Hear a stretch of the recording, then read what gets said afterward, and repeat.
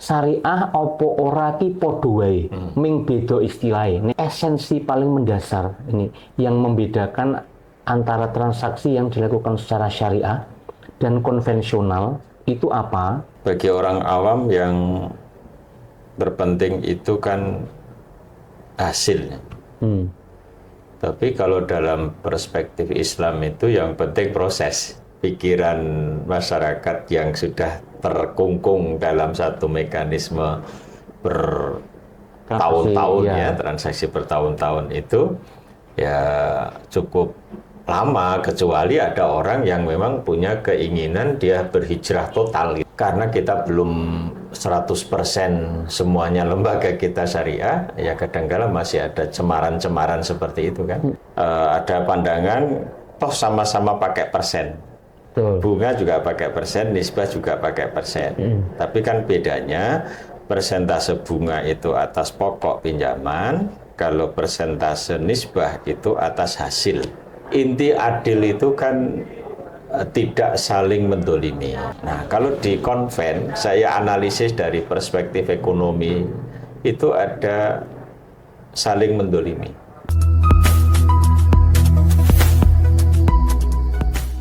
Assalamualaikum warahmatullahi wabarakatuh.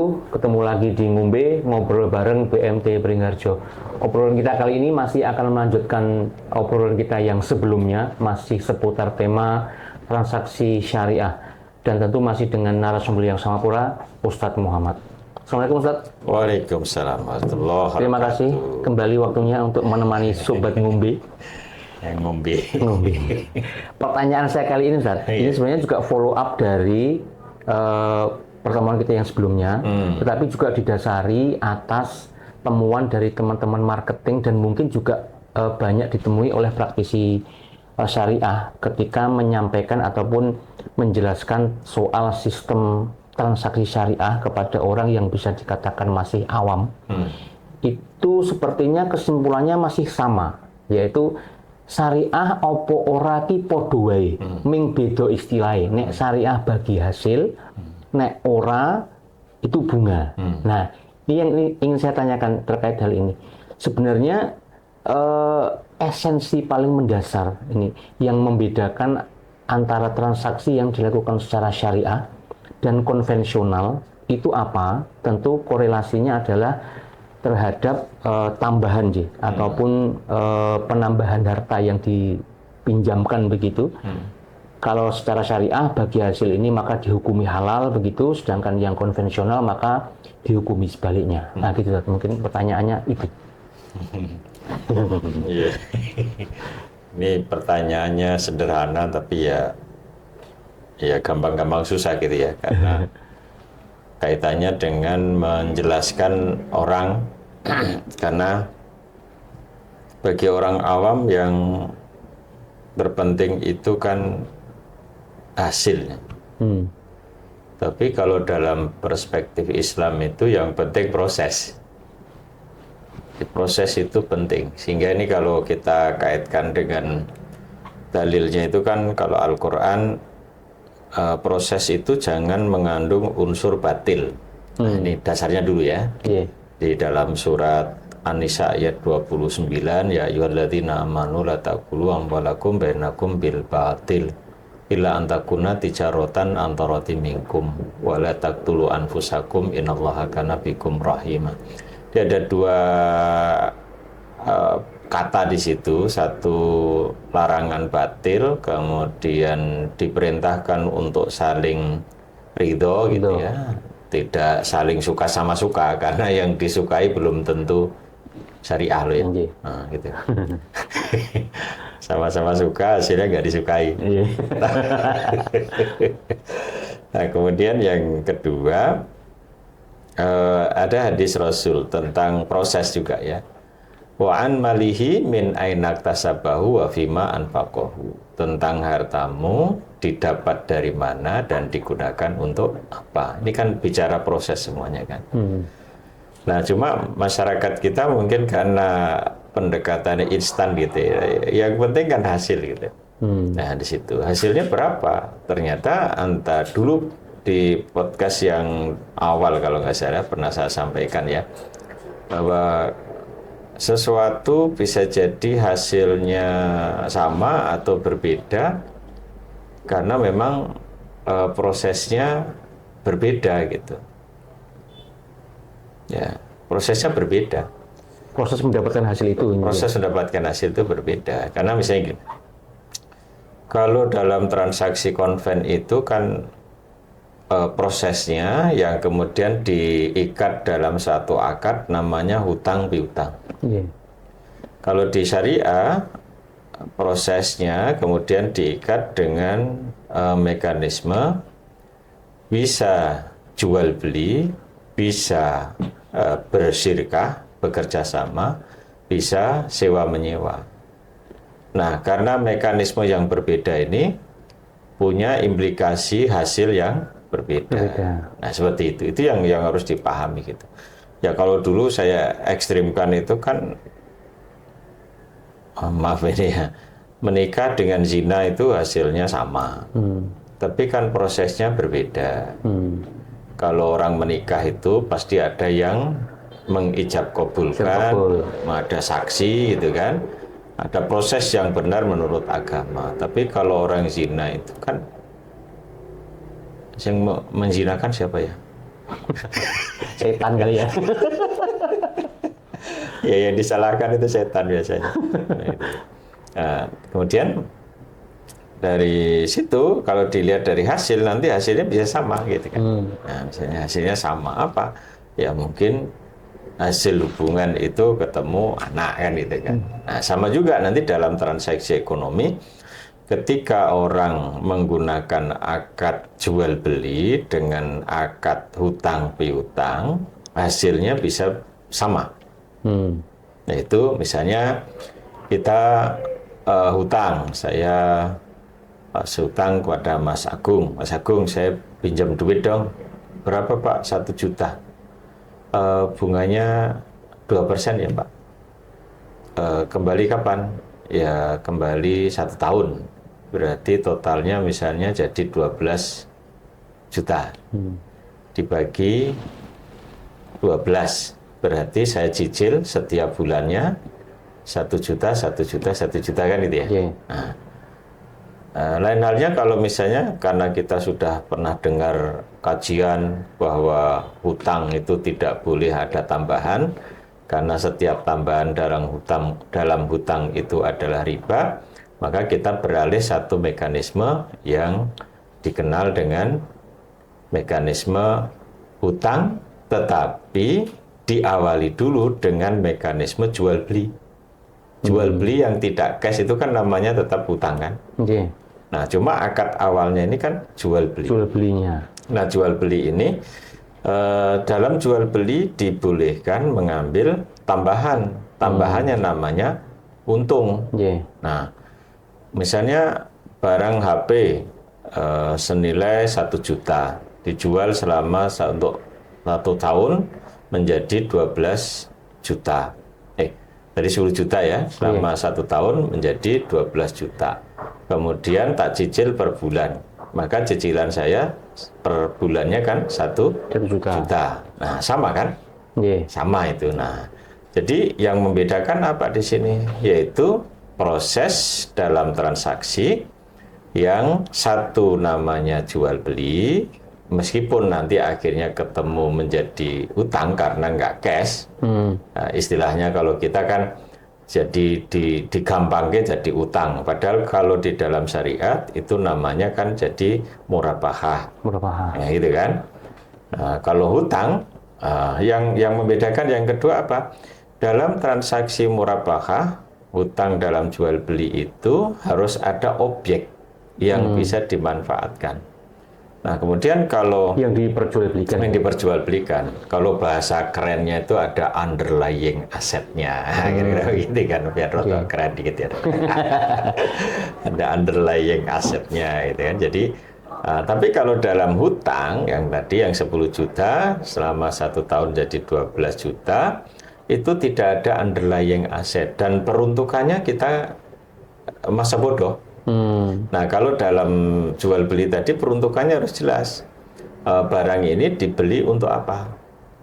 Nah, itu harus ditegaskan betul ya, karena ketika peruntukan itu tidak dijelaskan, nanti kita akan bingung dalam menentukan akad. Akadnya. Nah, misalnya, oh barang ini saya gunakan untuk konsumtif, maka itu akadnya jadi murabahah. Okay. Oh barang ini saya akan gunakan untuk Mendukung usaha. mendukung usaha, itu bisa jadi musyarakah atau mudharabah.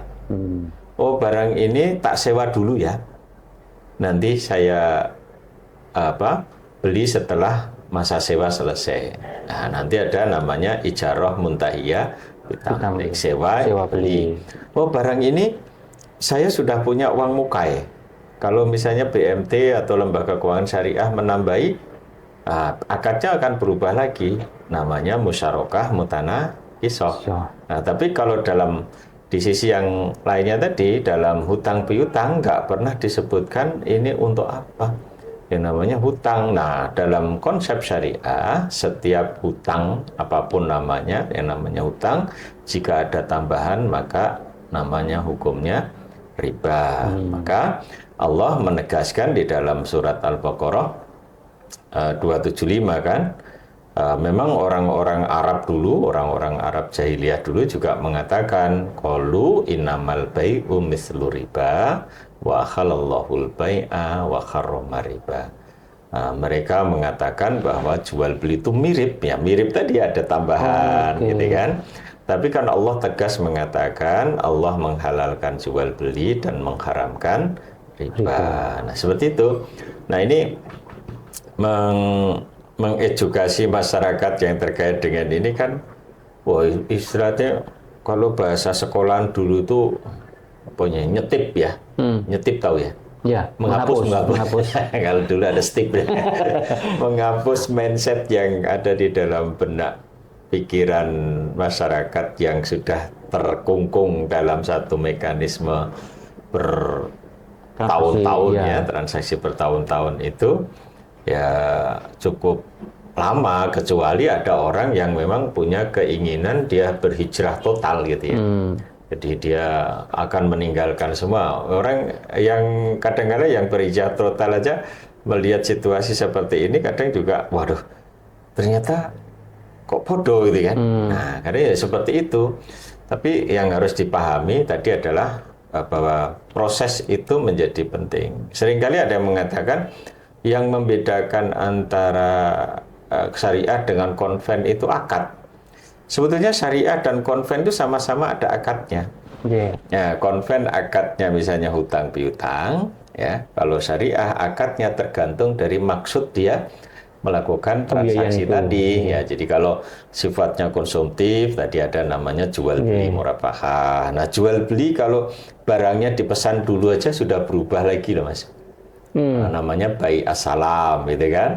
Jual beli pesan dan barangnya harus dibuat dulu, namanya bai istisna gitu kan.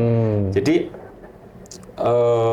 tujuan dan mekanisme dalam pengadaan barang akan menentukan akad yang akan digunakan. Seperti juga dalam nikah kan ada namanya, maaf ya, ada nikah siri, ya, ada nikah yang kalau enggak siri apa? Rame-rame. Kalau nggak siri kanan ya. Iya, nggak siri jadi kanan. Jadi kan ada istilah-istilah kan gitu kan. Nah, jadi lengkap sekali sebetulnya ini. Nah, timbul lagi. Dan itu mempengaruhi cara penghitungannya. Iya. Ketika misalkan murabahah, kemudian bai istisna, dan bai salam tadi. Ya, itu memang kemudian cara menghitungnya akan berbeda nanti sih. Bisa berbeda ya, karena misalnya kalau murabahah ya, kalau murabahah dengan salam bisa jadi agak mirip ya, tapi kalau istisna nanti pembayarannya, karena istisna itu butuh waktu ya, misalnya 6 bulan. Ada satu buku yang ditulis oleh teman nih, namanya Bang Adi Warman Karim itu. Di sana ada bab yang menjelaskan tentang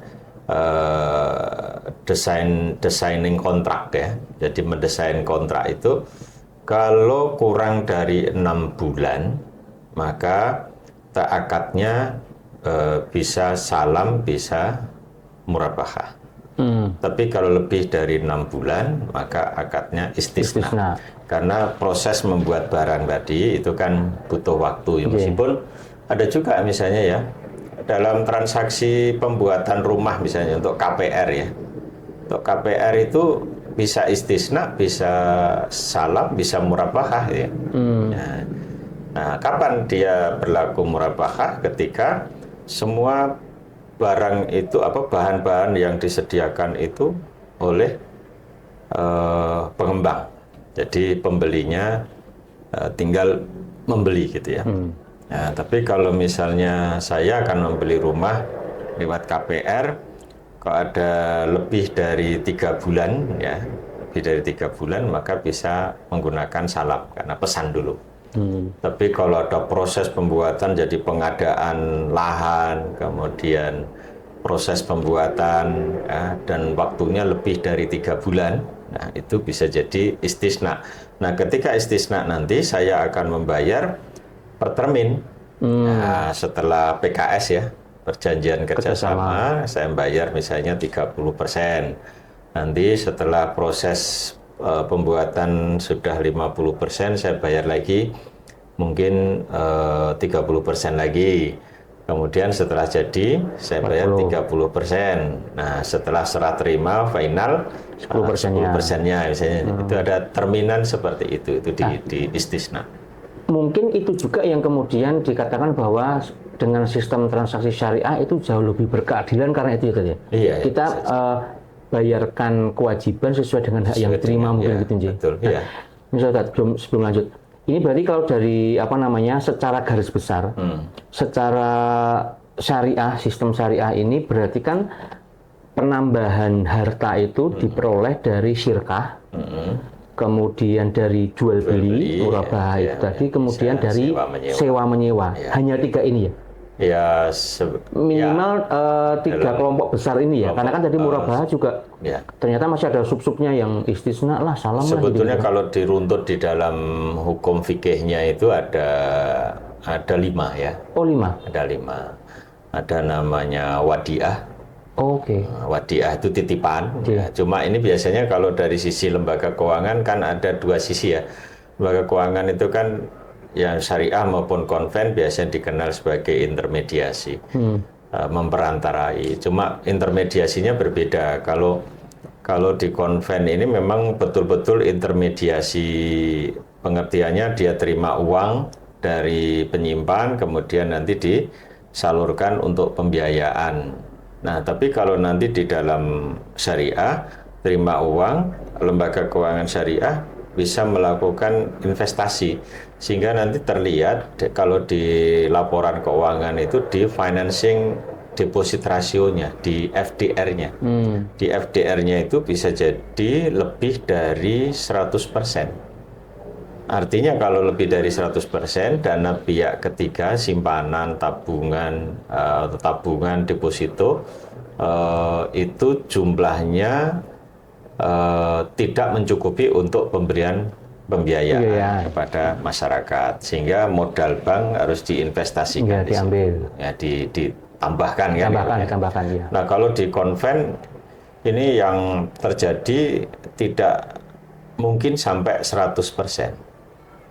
Atau taruhlah kalau di bank umum itu ada ketentuan namanya giro wajib minimum itu 5%, kemudian reserve requirement itu kira-kira 10%. Jadi maksimum itu adalah 85%.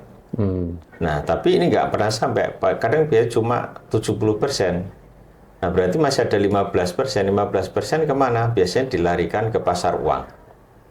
Karena risikonya lebih kecil dibanding kalau untuk kredit. Karena kalau kredit kan timbul potensi kemacetan dan seterusnya. Nah, kalau di syariah ini saya coba cermati di lembaga-lembaga syariah itu kadang di atas 100%. Di atas 100%, artinya dana pihak ketiga itu seluruhnya dialokasikan ke pembiayaan, kemudian ditambah lagi dengan modal bank gitu ya. Nah, sebetulnya kalau kita bisnis di syariah ini melihat situasi seperti ini lebih menguntungkan karena tingkat apa ya, ROE ya, return on equity-nya itu tinggi karena modal diikut sertakan kan gitu kan. Nah, seperti itu. Jadi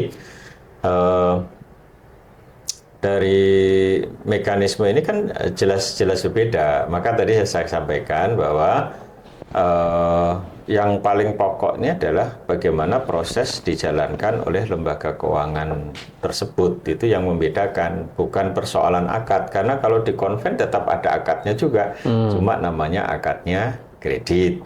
Nah, kemudian kalau dari sisi fundingnya akadnya sama yaitu apa namanya, orang menyimpan, menabung ya. Cuma kalau di syariah menabung kan ada dua akad. Ada dua akad, betul. Ya, menabung ada yang akadnya cuma titipan. Wadiah itu tadi. Wadiah, kemudian yang kedua dia investasi. Namanya mudharabah kan gitu kan. Kalau investasi kan mudharabah. Nah, kemudian deposito harus mudharabah kan gitu kan. Nah, konsekuensi mudharabah itu kan ini kalau mau benar loh ya. Nah, kalau mau benar itu jika nanti suatu ketika lembaga keuangannya itu mengalami kerugian, maka deposan atau penabung yang akadnya mudharabah harus siap menanggung risiko kerugian gitu kan. Cuma ini jadi problemnya apa? Nampaknya masyarakat nggak siap untuk rugi kan. Kalau untung siap sekali. Nah, gitu kan. Jadi, nah oleh karena itulah kemudian ulama kita membuat satu mekanisme tidak menggunakan profit sharing, tapi menggunakan revenue sharing. Jadi bank atau lembaga keuangan syariah menerima pendapatan langsung dibagi hasilkan. Ya nanti yang menanggung rugi biaya operasional adalah lembaga keuangan. Ya ini ya istilahnya apa ya? Ya berkorban dulu dalam rangka untuk kemenangan kayak gitu kan. Nah, mumpung masih bulan korban gitu kan. Jadi korban bukan kurban ya. Jadi korban, mengorbankan bagiannya biasanya kan nanti nisbah lembaga keuangan syariah bisa diberikan untuk awal-awal pendirian kira-kira begitu ya. Nanti kalau sudah mapan ya nanti bisa berubah nisbahnya ya. Nah yang kedua, nah di sini yang kedua begini, apa sih bedanya konven dengan syariah ini? Dari sisi hasil kan kalau bunga itu kan ditetapkan atas pokok sebelum kejadian ya Mas. Misalnya saya menabung di bank Capek Antri itu ya. Jangan dipanjangkan ya. Sekarang udah nggak capek lagi kayaknya. Bank Cari Amal. Jadi bank Capek Antri dengan deposito atau tabungan senilai misalnya 10 juta. Nanti langsung ditetapkan tingkat bunga misalnya 9%, ya kan? Maka bunga 1 tahun saya kan 79.000 kan. Sudah bisa saya hitung. Tapi kalau syariah kan tidak begitu. Syariah saya tempatkan di bank Cari Amal ini kan. Nah, misalnya 10 juta. Terus saya oleh bank Cari Amal dikasih nisbah bagian saya misalnya 57%. Karena uang saya tak taruh dalam deposito selama 1 tahun. Jadi nisbah saya biasanya lebih besar. Lebih tinggi. Nah, kemudian dari 10 juta itu Bank Cari Amal tadi menghimpun dana yang sejenis rekening saya itu sebesar 950 juta misalnya. Nah 950 juta ini kan ada dana saya, ada dananya Mas Agung ya, dan yang lain. Nah diputar oleh lembaga keuangan syariah tadi dapat hasil misalnya 20 juta, kan? Maka bulan sekarang bulan Mei ini, bulan Mei kemarin, ya, bulan Mei kemarin, saya dapat bagi hasil sebesar 120.000. Ya, cara ngitungnya kan 10 juta dibagi 950. Total yang dikumpul, kemudian dikalikan pendapatan 20 juta dikalikan 57%, maka ketemunya 120 20.000. Kalau yang di Oke. konven tadi 10 juta dikali 9% dibagi 12 ketemunya 75.000. Nah, ini kalau dihitung begini kan besaran bagi hasil kan? Iya. Nah, ini orang condong lari ke bagi hasil. Nanti kalau bunganya tinggi, pindah ke bunga. Ini yang menggongkan malaikat. Pragmatisme itu ya. Ya, benar. Pendekatannya kan begitu kan? Iya, iya. Nah, sehingga seringkali masyarakat kita berkomentar, waduh syariah ternyata kecil dibanding dengan kalau nabung ya. Tapi kalau ngambil pembiayaan, ternyata syariah itu lebih besar daripada bunga. Ini dua hal yang berbeda. Karena cara mendapatkannya aja berbeda. Kok disamakan itu kan. Jadi sehingga kalau dalam nikah itu kan ada istilah sebetulnya nggak ada anak haram ya. Nggak ada. Nggak ada. Masuk anak haram. Nggak ada anak haram. Tapi kan dalam masyarakat kan muncul ya, bisa, ini hasil anak haram. Ini hasil anak yang sah kan gitu kan. Nah kalau di dalam aktivitas ekonomi ya tadi, ketika melakukan aktivitas yang tidak sesuai dengan tuntunan syariat, maka itu disebut perbuatan yang haram. Tapi kalau sesuai tuntunan syariat, meskipun hasilnya ya si yang ngambil pembiayaan ngasih besar, itu ya halal, gitu kan? Apalagi kalau mekanismenya dengan bagi hasil, karena memang bisnisnya memberikan return yang besar, maka yang dibagi hasilkan adalah besar. Tapi nanti kalau hasilnya usaha itu kecil, maka yang dibagi hasilkan harusnya kecil gitu ya. Nah beda lagi nanti kalau ini memang dalam jual beli ya Mas. Kalau jual beli ini kan harga sudah disepakati di awal. Nah, sehingga nanti waktu bermain karena untuk membagi jumlah. Nah itu, bisa jadi lebih besar daripada konven, bisa juga lebih kecil daripada konven, tergantung dari pricing yang ditetapkan di awal. Ini kan podcast yang kedua boleh ya? Kenapa kok syariah konotasinya ketiga ya? Iya. Yang ini ketiga. Ini ketiga yang kita bahas. Yang dulu kan pernah saya sampaikan, kok kenapa syariah itu kok kesannya ribet gitu kan? Enggak, mahal ya? Mahal ya, kan gitu kan? Kok mahal kenapa? Ya kemarin kan saya sampaikan ada biaya-biaya yang tidak menjadi komponen di dalam konven, tetapi jadi komponen penentuan harga di syariah. Oh ya, ini dibahas di podcast kita yang kedua kan? Ya, Nah, itu waktu itu kan pernah saya sampaikan. Yang kedua adalah skala industri kalau nggak salah. Skala industri syariah itu karena masih kecil. Itu yang menyebabkan juga harga jadi mahal. Nah, kalau kita ingin syariah memang murah, ya satu, skala industrinya harus dibesarkan. Yang kedua, tidak ada pembanding konven. Kan gitu kan? Iya sih. Ngapa kok larang karena masih murah gitu ya? Iya, kan ada pembandingnya. Yang pembandingnya sebetulnya tidak sebanding gitu ya. Jadi itu pembandingnya kan antara apple dengan pineapple ya. Iya, bukan apple to apple gitu. Jadi ada seperti itu kan. Jadi gini, tadi minimal, ini ada 5 Tat ya? Sebenarnya. Yang satu lagi Tat. Jadi jual beli sirka, jual beli. Ya, ada wadiah, ada sirka, ada tijaroh. Tijaroh itu perdagangan. Ijaroh sewa tadi. Nggak ada T-nya ya. Ijaroh sewa. Kemudian yang fee bis income itu al-ajr wal umulah. Berarti kalau dibagi jadi dua kelompok besar, ini produktif dan konsumtif begitu ya?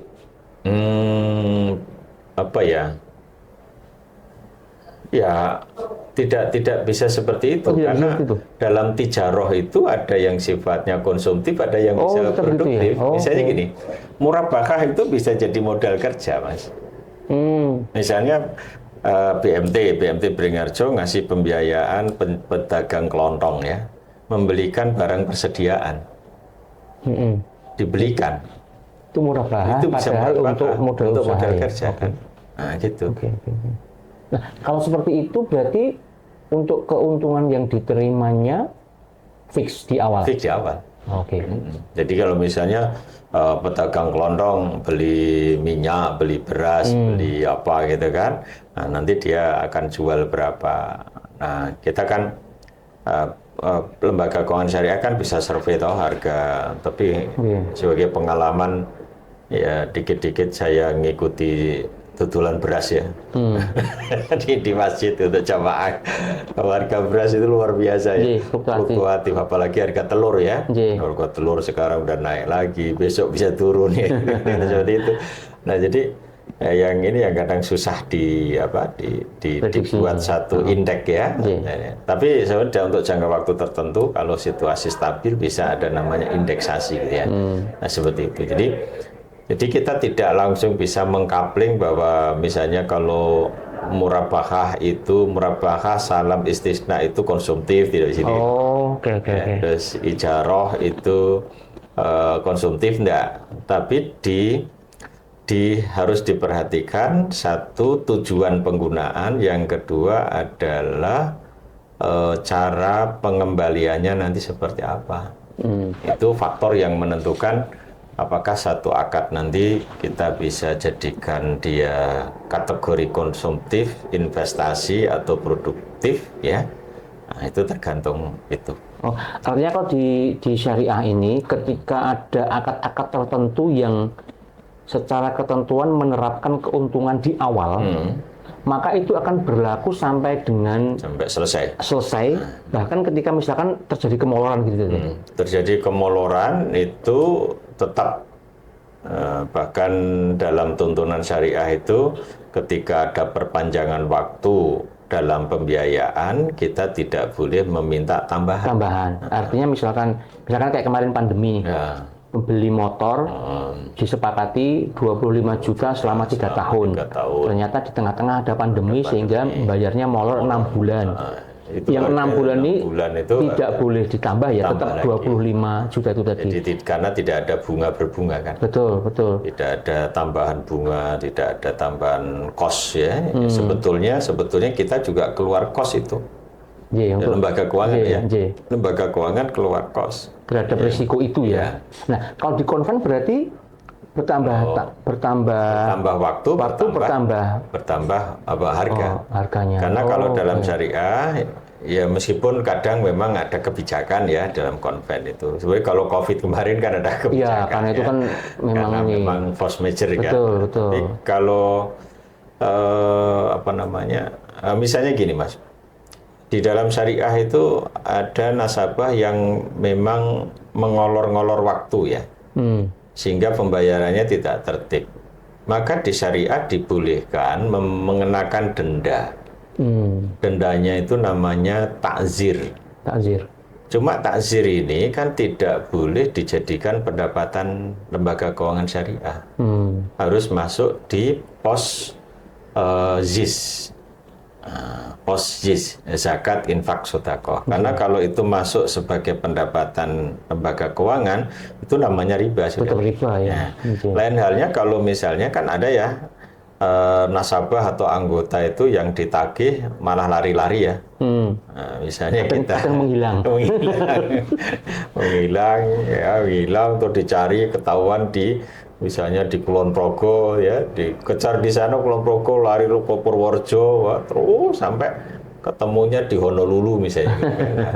Biaya kita untuk mengejar sampai dia ketemu itu namanya takwid. Jadi kalau orang nikah itu iwat ya, denda. Ini dibebankan ke siapa ini? Dibebankan ke anggota atau nasabah. Karena yang menyebabkan keluarnya biaya kan dia. Betul. Dan itu bisa diakui sebagai pendapatan bank.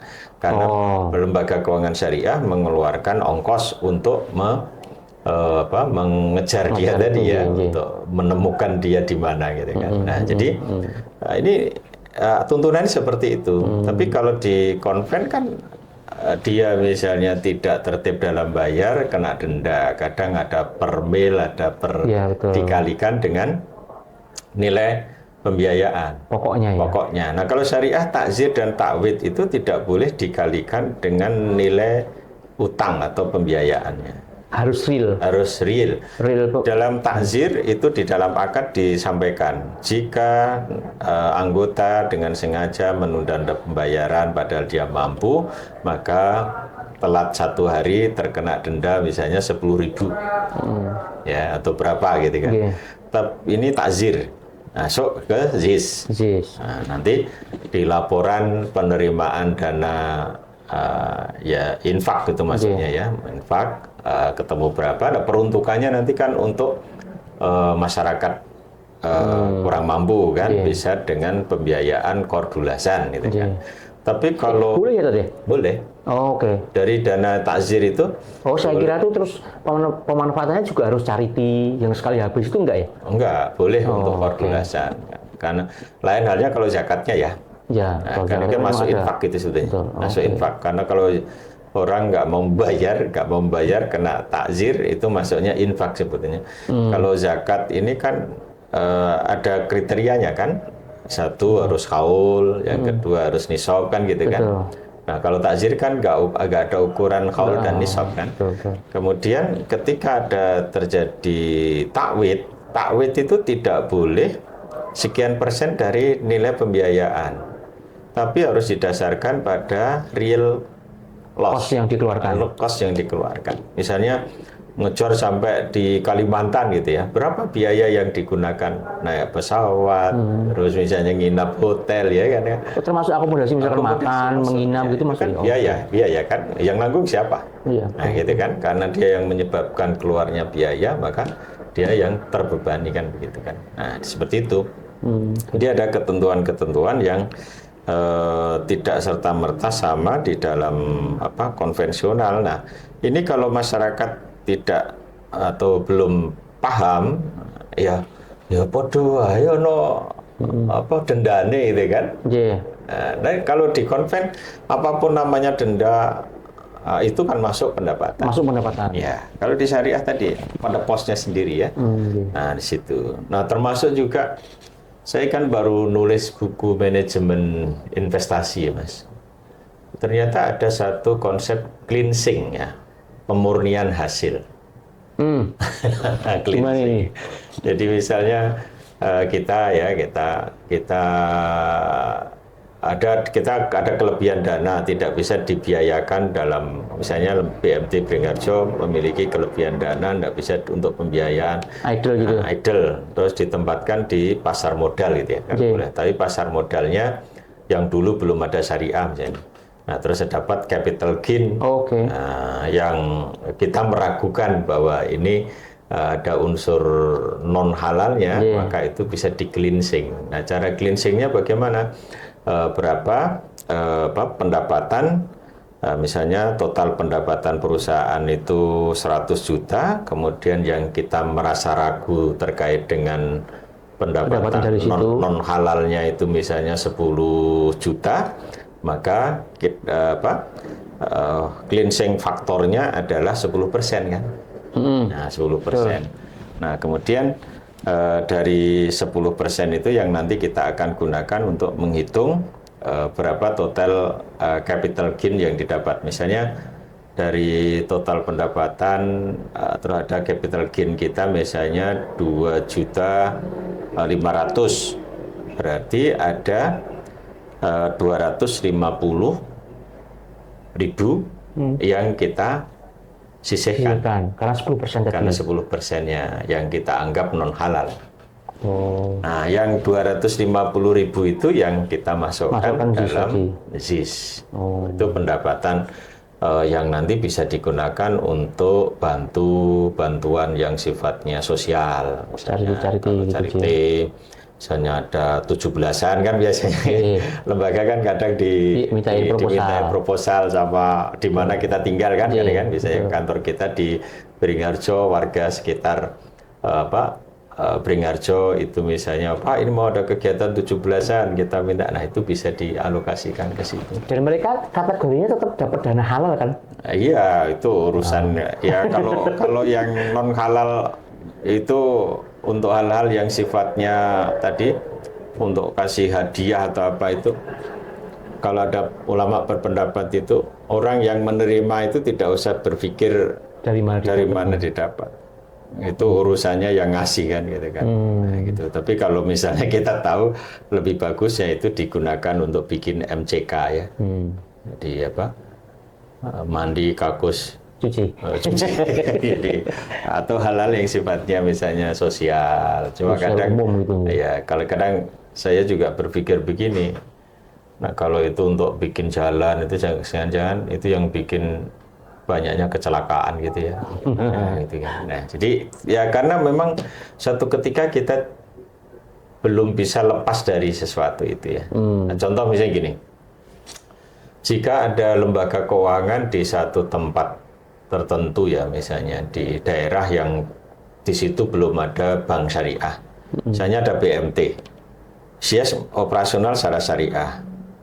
Tapi dia punya dana yang harus dititipkan di lembaga yang lebih besar untuk apa secondary reserve atau untuk pengamanan. Oke, pengamanan. Nah, dananya dititipkan misalnya di bank konvensional. Oke. Nah, kemudian dapat bunga.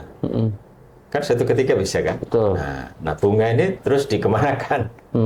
Nah, itu bisa dimasukkan sebagai masuk kategori non halal yang nanti diperuntukkan untuk hal-hal yang sifatnya sosial tadi. Kalau ini langsung semuanya tetap berarti?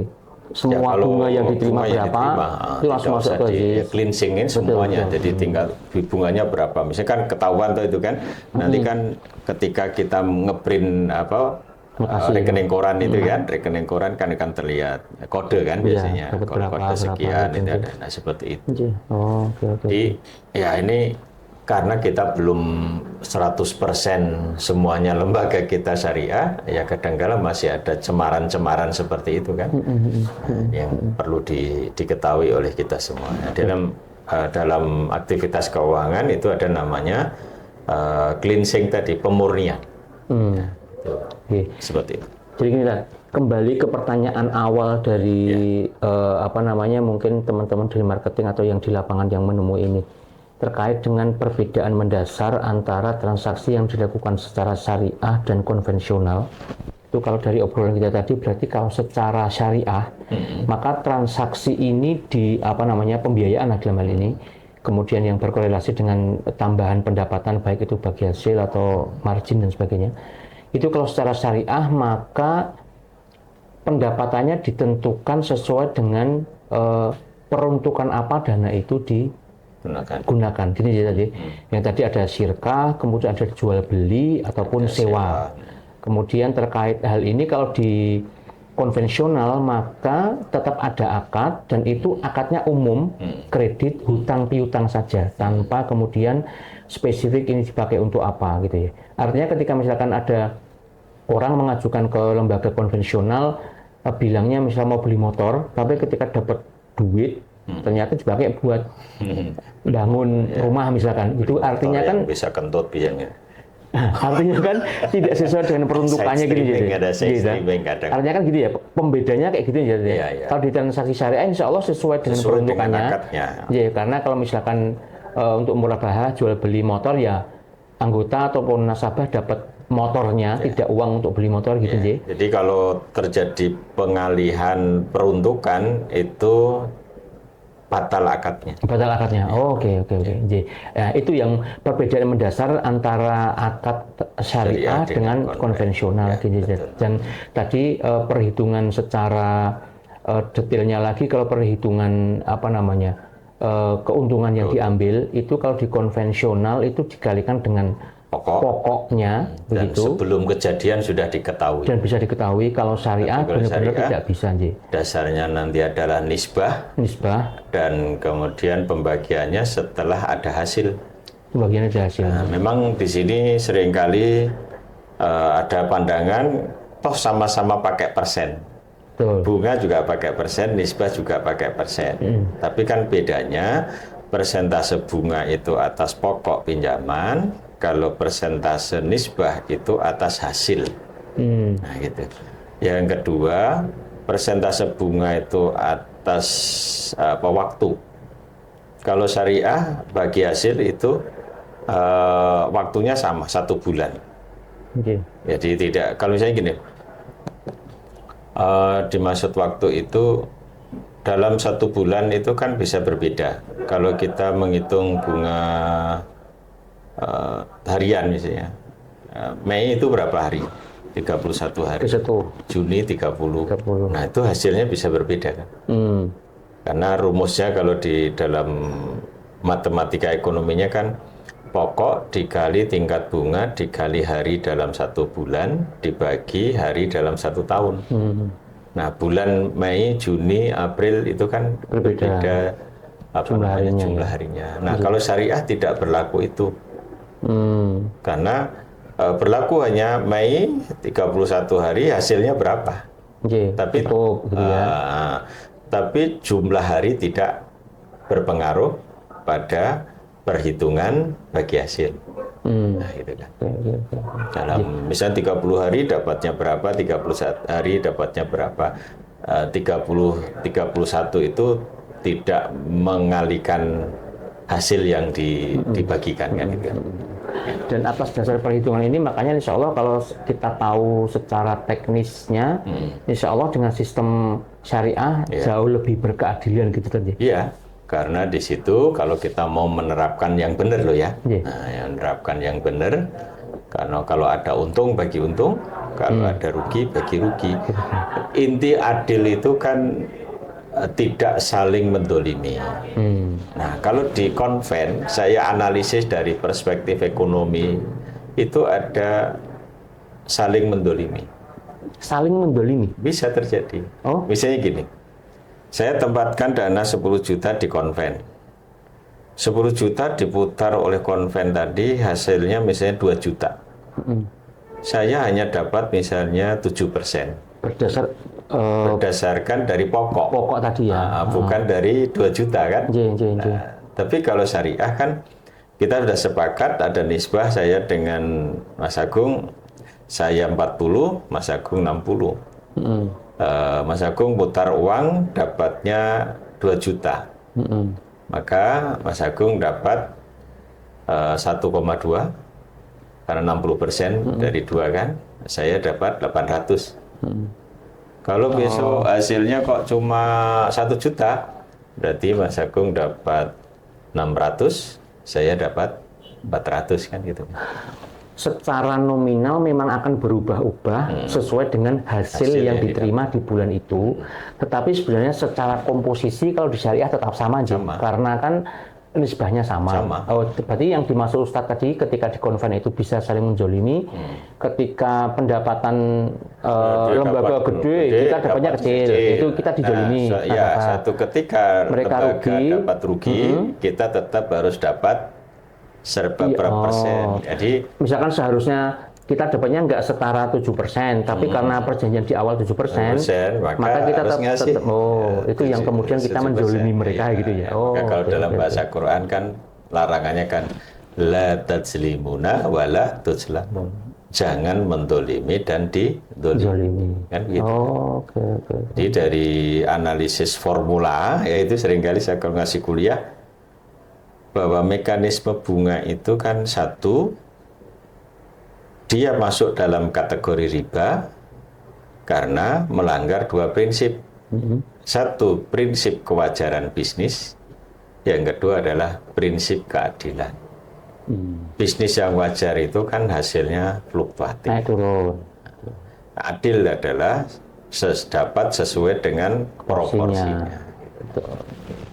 Dan tadi mungkin salah satu juga yang menjadi dasar bahwasanya di sistem syariah ini ketika kemudian apa yang dilakukan di konven terkait dengan hutang piutang yang tidak ada alasannya, maka sesuai dengan ketentuan yang di Islam punya ya, bahwasanya kebaikan itu kan tidak boleh diambil manfaatnya gitu ya.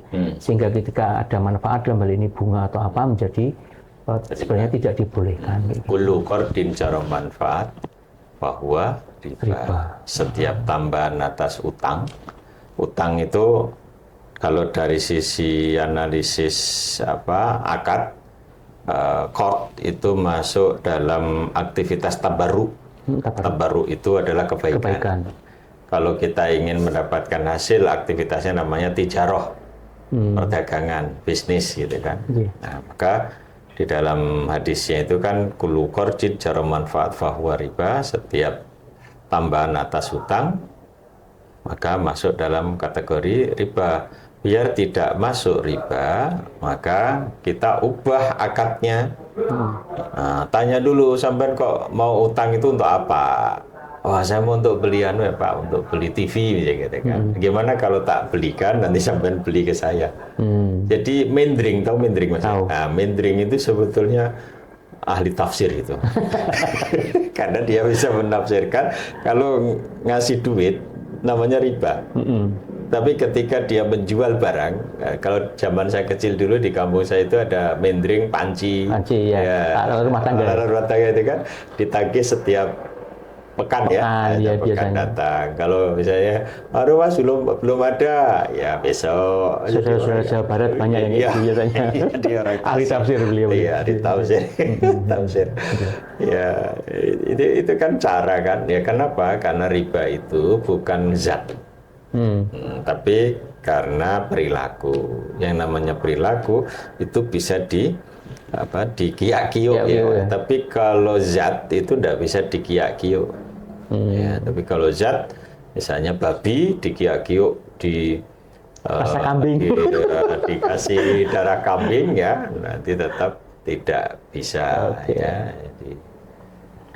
Oke. Ya, insya Allah ini sudah cukup menjawab, Ustaz. Meskipun tentu ini juga perlu kita sampaikan secara lebih sering lagi, kemudian bahwasannya kemudian harapannya juga tidak hanya praktisi syariah saja yang kemudian mengedukasikan ini, tapi kita sebagai orang yang awam seperti saya ini juga punya ketertarikan terlebih dahulu ya, untuk tahu apa sih sebenarnya bedanya.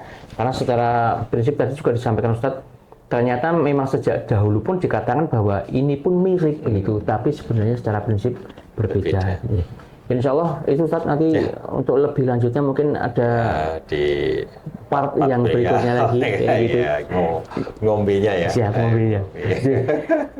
Insya Allah itu Sobat Ngombe, obrolan kita di hari ini harapannya bisa memberikan wawasan lebih terkait dengan pelaksanaan transaksi syariah dan konvensional yang memang sepintas mirip, tapi sebenarnya secara prinsip itu berbeda. Dan insya Allah kalau ada pertanyaan bisa ditulis di kolom komen ataupun menghubungi kami untuk kita buatkan podcastnya untuk memberikan edukasi kepada kita semuanya.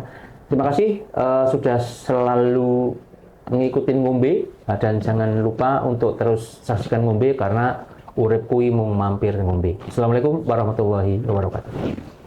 Terima kasih.